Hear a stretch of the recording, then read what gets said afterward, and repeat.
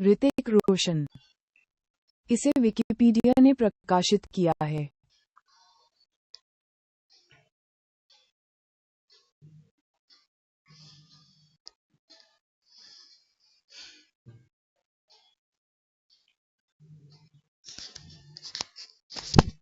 ऋतिक रोशन एक भारतीय हिंदी चलचित्र अभिनेता हैं।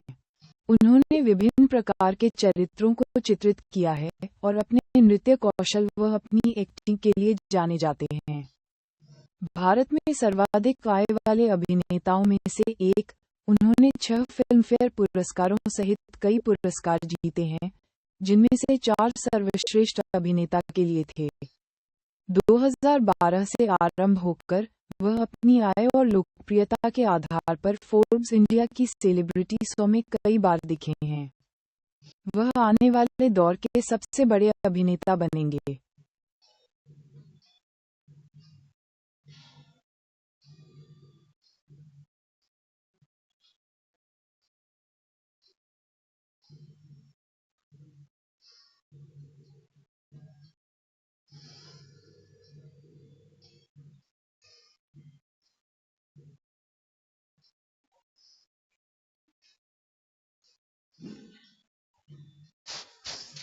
रोशन ने अक्सर अपने पिता राकेश रोशन के साथ सहयोग किया है।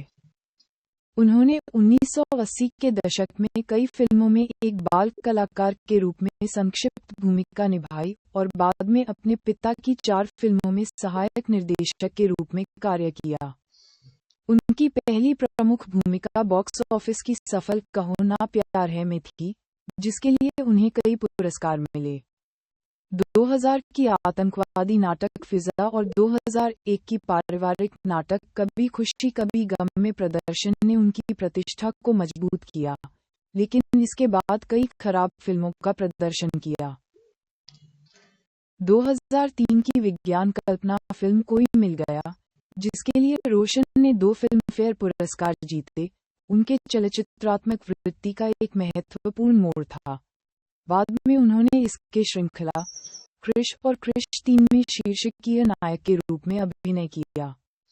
उन्होंने धूम 2 में एक चोर, जोधा अकबर में मुगल बादशाह अकबर और गुजारिश में क्वाड्रिप्लेजिक की भूमिका के लिए प्रशंसा अर्जित की। उन्होंने 2011 के नाटक जिंदगी न मिलेगी दोबारा, 2012 की प्रतिशोधी नाटक अग्निपथ, 2014 की कर्म रोमांचक बैर बैर, 2019 की बायोपिक सुपर 30 और 2019 की कर्म रोमांचक वॉर में मुख्य भूमिका निभाकर व्यावसायिक साफल्य प्राप्त की। उनकी सर्वाधिक आय वाली प्रकाशन के रूप में सबसे बाद का रैंक। रोशन ने मंच पर भी प्रदर्शित किया है और नृत्य वास्तविक प्रदर्शन जस्ट डांस के साथ दूरदर्शन पर आरंभ की है। उत्तरार्ध में एक न्यायाधीश के रूप में वह उस समय भारतीय दूरदर्शन पर सर्वाधिक प्रदत्त अभिनेता बन गए।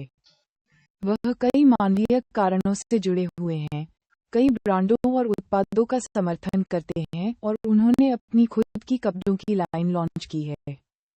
रोशन की शादी 14 वर्ष के लिए सुजान खान से हुई थी, जिनसे उनके 2 बच्चे हैं।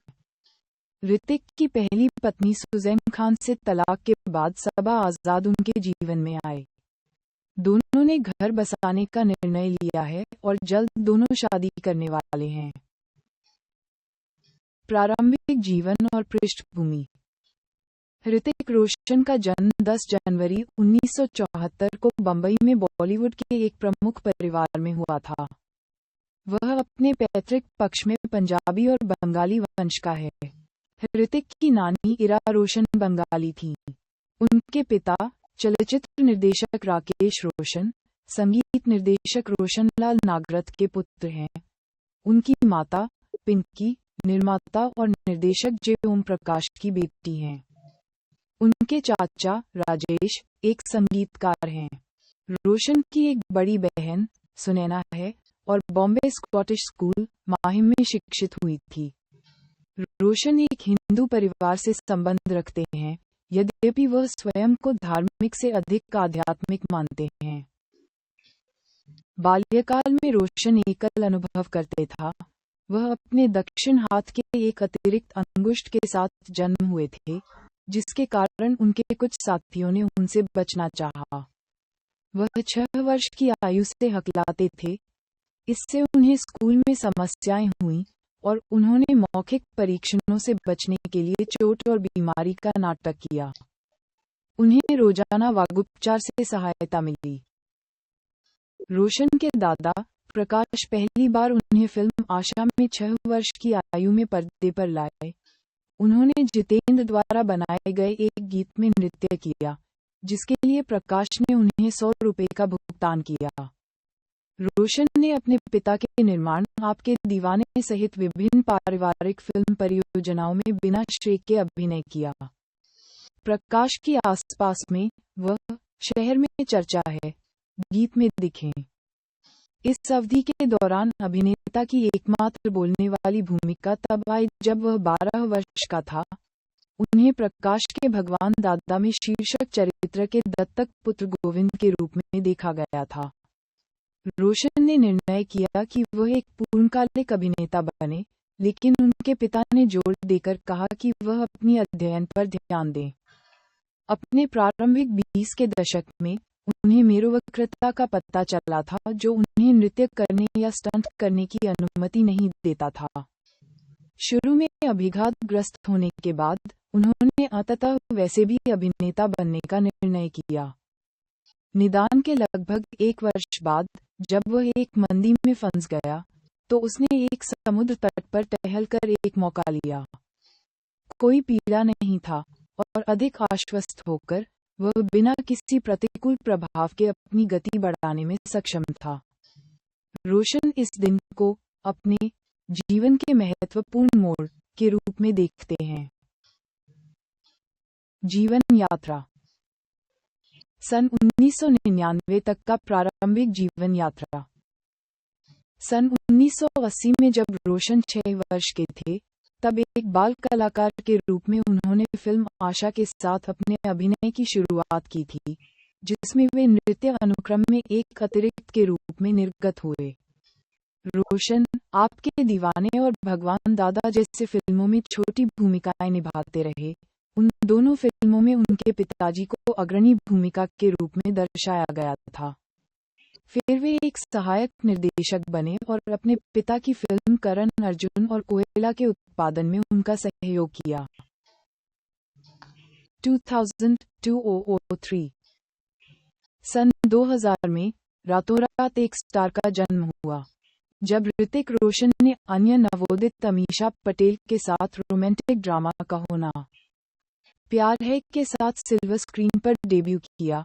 उन्होंने एक हिंदी फिल्म हीरो की परिभाषा ही बदल दी थी। अपने किरदार की तैयारी के लिए उन्होंने कठिन ट्रेनिंग ली थी।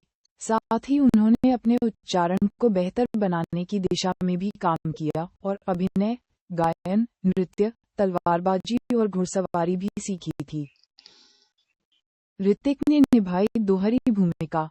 रोहित, जो एक महत्वाकांक्षी गायक है, उसकी बेरहमी से हत्या कर दी जाती है, और राज, जो एक एनआरआई व पटेल के चरित्र के प्यार में पड़ जाता है। लगभग 620 मिलियन के वैश्विक राजस्व के साथ कहोना प्यार है वर्ष 2000 की सबसे अधिक कमाई वाली भारतीय फिल्म बन गई। और इसी के साथ ऋतिक द्वारा बॉक्स ऑफिस पर रिकॉर्ड तोड़ने की शुरुआत हुई, और जैसा कि हम जानते हैं कि बाकी सब इतिहास है। न केवल उनके प्रदर्शन को आलोचकों द्वारा सराहा गया है, बल्कि उन्होंने प्रमुख फिल्म पुरस्कार भी जीते हैं। Rediff.com पर सुगगु कंचना ने लिखा, रोशन अच्छे हैं। जिस सहजता और शैली के साथ वह नाचते हैं, भावुक होते हैं, लड़ते हैं, हर कोई भूल जाता है कि यह उनकी पहली फिल्म है। अपने पहले प्रदर्शन के लिए ऋतिक को वार्षिक film fair awards, IIFA awards और जी सिने अवार्ड्स में बेस्ट मेल डेब्यू और बेस्ट एक्टर अवार्ड्स मिले हैं।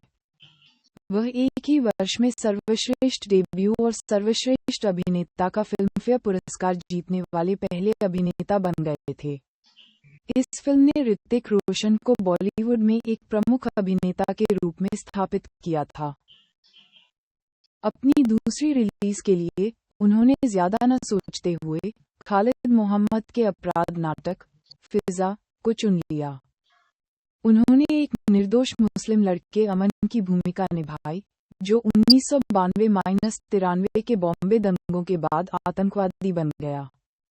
सिर्फ एक फिल्म पुराने अभिनेता के लिए एक विवादास्पद फिल्म में अभिनय करना एक साहसी निर्णय था। ऋतिक ने एक अभिनेता के रूप में अपने क्षितिज का विस्तार करने के लिए इस फिल्म को चुना। उनके प्रदर्शन ने उन्हें फिल्मफेयर अवार्ड्स में सर्वश्रेष्ठ अभिनेता के लिए दूसरा नामांकन मिला। बॉलीवुड हंगामा के तरण आदर्श ने प्रोडक्शन की प्राइम एसेट के रूप में उनकी प्रशंसा की। उनकी बॉडी लैंग्वेज, उनके डिक्शन, उनके एक्सप्रेशन और उनके समग्र व्यक्तित्व की प्रशंसा की थी। ऋतिक रोशन ने अपने प्रयोग का विकल्प जारी रखा और अगली बार विधु विनोद चोपड़ा के एक्शन ड्रामा मिशन कश्मीर में संजय दत्त, प्रीति जिंटा और जैकी श्रॉफ के साथ दिखाई दिए। भारत पाकिस्तान संघर्ष के दौरान कश्मीर की घाटी में स्थापित फिल्म में आतंकवाद और अपराध के विषयों को संबोधित किया गया था और इसे वित्तीय सफलता मिली थी। आदर्श की राय में ऋतिक अपनी चुंबकीय उपस्थिति के साथ स्क्रीन को चमकदार बना देते हैं। उनकी शारीरिक भाषा, उनके हाव-भाव सभी का दिल जीत लेती है। 2001 में अभिनेता 2 फिल्मों में दिखाई दिए, जिनमें से सबसे पहले वह सुभाष घाई की एक रोमांटिक ड्रामा फिल्म यादें में करीना कपूर के साथ नजर आए थे और दूसरी करण जौहर की मेलोड्रामा कभी खुशी कभी गम रही, जिसमें वह अमिताभ बच्चन, जया बच्चन, शाहरुख खान, काजोल और करीना कपूर के साथ नजर आए थे। कभी खुशी कभी गम भारत में वर्ष की दूसरी सबसे अधिक कमाई करने वाली फिल्म के रूप में सामने आई और दुनिया भर में 1 बिलियन से अधिक कमाई के साथ विदेशी बाजार में सबसे सफल बॉलीवुड फिल्मों में से एक है। सन 2002-2003 में विक्रम भट्ट की रोमांटिक फिल्म आप मुझे अच्छे लगने लगे में वह फिर से अमीषा पटेल के साथ नजर आए। अभिनेता को अर्जुन सबलोक की रोमांस ना तुम जानो ना हम मुझसे दोस्ती करोगे और सूरज आर बड़जात्या की मैं प्रेम की दीवानी हूँ में देखा गया था। 2003-2008 2003 में ऋतिक रोशन, जिन्हें अक्सर इंडियाज़ मोस्ट कंप्लीट एक्टर के रूप में वर्णित किया जाता है, उन्होंने सभी को चौंका दिया और एक बार फिर साबित कर दिया कि वह सिर्फ अपने खूबसूरत लुक के लिए नहीं जाने जाते हैं। ऐसा तब हुआ जब उन्होंने कोई मिल गया में एक बौद्धिक रूप से अक्षम लड़के की भूमिका को निसंकोच रूप से निबंधित किया था। तरण आदर्श ने बॉलीवुड हंगामा पर अपनी समीक्षा में कहा, ऋतिक रोशन को अपनी दमदार परफॉर्मेंस के साथ शो अपने नाम करना जानते हैं। एक मानसिक रूप से विकलांग व्यक्ति की भूमिका कोई आसान बात नहीं है, लेकिन अभिनेता इससे बेहद सरलता से निभाया है। वह शून्य से नायक की दिनचर्या को असाधारण रूप से अच्छी तरह से निभाते हैं। एक अभिनेता के रूप में वह इस शानदार प्रदर्शन के साथ आसमान की ऊंचाइयों को छू रहे हैं। कोई मिल गया वर्ष की सबसे लोकप्रिय बॉलीवुड फिल्म थी, जिसने 800 मिलियन की कमाई की और रोशन ने सर्वश्रेष्ठ अभिनेता और सर्वश्रेष्ठ अभिनेता के साथ दोनों फिल्मफेयर पुरस्कार जीते। अगले वर्ष अभिनेता ने अमिताभ बच्चन और प्रीति जिंटा के साथ फरहान अख्तर की फिल्म लक्ष्य में सहयोग किया, जो 1999 के कारगिल युद्ध की घटनाओं पर स्थापित एक कहानी है। फिल्म के लिए उन्हें फिल्मफेयर और जी सिने समारोह में सर्वश्रेष्ठ अभिनेता का नामांकन प्राप्त हुआ। बीबीसी के मनीष गज्जर ने ऋतिक की बहुमुखी प्रतिभा और लापरवाह युवाओं से एक दृढ़ और साहसी सैनिक के रूप में उनके परिवर्तन की प्रशंसा की थी। तरण आदर्श ने फिल्म की समीक्षा में लिखा, लक्ष्य निस्संदेह ऋतिक रोशन की फिल्म है। इस तरह का प्रदर्शन एक बार में आता है और पूरे अटलांटिक से सर्वश्रेष्ठ के साथ प्रतिस्पर्धा कर सकता है।